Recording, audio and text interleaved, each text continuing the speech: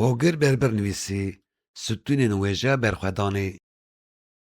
ددلی سد سالا بیستان ده که آگر و حسن لی سربست بون و شر جهانی. توتالیتاریزم و داگرکری نوجن لسرانسر روی عرضه بلا ببون. ویجا کردی یک جدامار هری بی اش لی جندار خواجنو و کفشکر. ستونین نو دانی و کر ویجا برخوادان، شورش، دیاسپورا و زندانی. او نه تنه جره که ادبیه، او بلگا دیروکیا تکوشنه هبون و نبونیه.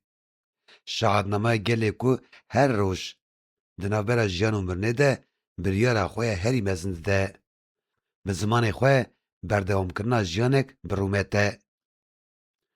برخوادان دکوکا خواه کرده نه تنه روستاننا لهمبری زورداریه.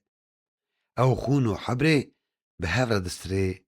او آگره که دناف جانه که ده دشوته او رانهی که گرم ده ری آزادیه. ویجا برخوادانه نوه گوتنک استاتیکه. او بانگو دنگی که شورشگریه. که ده دل خواندوان ده لهنگی، فدکاری، آزادی و هیویا پیشروژه که وکی دارستانه که کفناره یا جاین کردستانه ده چنه. او به تایبتی داگرکریه هش بیر و ناسنامه دکه آرمانج. لدیجی تسلیمیت، لدیجی ترسه، لدیجی بیدنگیا که وکی خلقه که سار و گران تحشه دمرو و تحسه. به همو هزا خوراد به او به دیپان برخواد ده. ده چارچوه ادبیاتا گلی بندستو کولینی بویه ده او ویجه به پیوان کلاسیکین روژاوایی نایر رستاندن. او خودی استتیکه که جدایه. استتیکه که جناو پرگالا ظلمه، جناو آگری زندان تاری، جناو خوینا شهیدان و جناو هسترین چاوین دایکین لبر دری زندانان خدای در. لهمبری استتیکا ستمکاری کتخواری و بدوی والا یا هنرا سردستی. او استتیکا تکوشین رزگاری به تمامی یا که هم جانو هم جرح آزادکه راد خبر چوان. پیوید دستی نویسکاری کرده دبه چگه که هری بهز او ماینده نج حسن و پولایه لیج آگری دل جبیره جواکی و جهرسا گلتی آوا کرن. هر هلبست، هر رومان، هر چیروک، هر بیرانین و هر جرایندن راد کرنه که اشکره یا لهمبر بیدنگیه بانگوازیه که اشکره یا سرهلدانه. جداویه سال 1907 او به تایبتی سال 1992 و ور نویسکارین کرد یین که زندانان دسرگونین دور و سار لسری چیان او ولات دبن گفا مرنه یا هر دمیده نویساندنه. اف هولدان کرنه هنرک کرنه مانیفستوک زندوکی چگه که روزانه بکار آنینه. هات فهم کرن که نویساندن بخواهد شلاکیه که برخوادانه یه. هر رزک کل سر کاغذه که قرش آنجی لسر دیوارین زندان هاتن خیز کرن بنگه ولته کی کجوجه کردی دناو نقشه جهانی ده جیب کره داتینه. ویجا برخوادانی کردی ده همان دمیده پاراستنا بیره جواکیه داگرکه دکاره ناوین گند و باجاران بگوهرینه.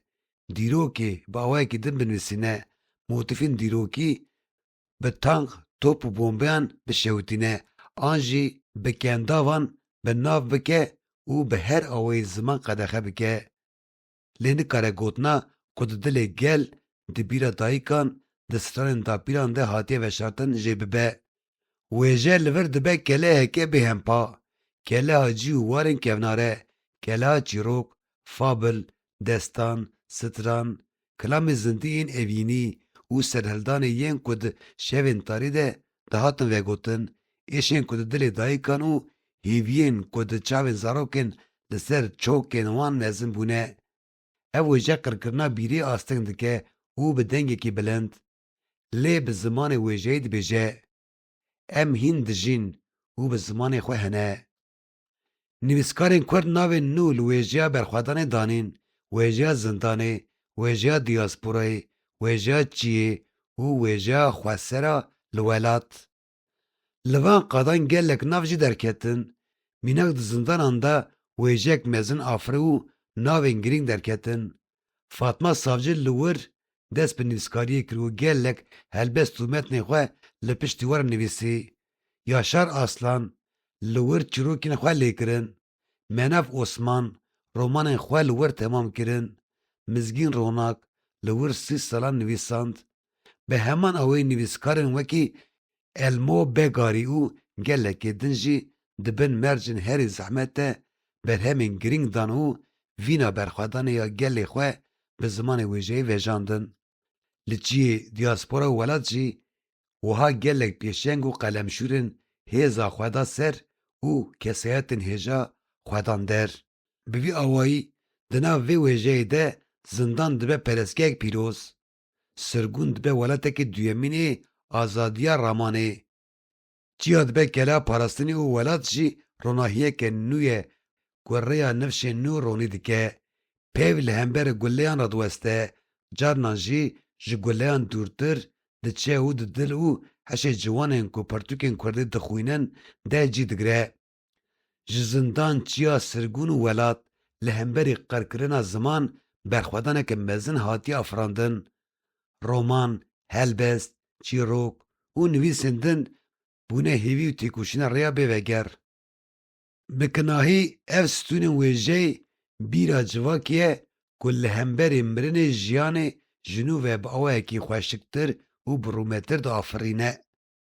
Peyva ku bi xwînê hatiye nivîsandin, bêhna difna dawiya li zindan, li çiya, li sirgûnê û li welat hatiye dayîn.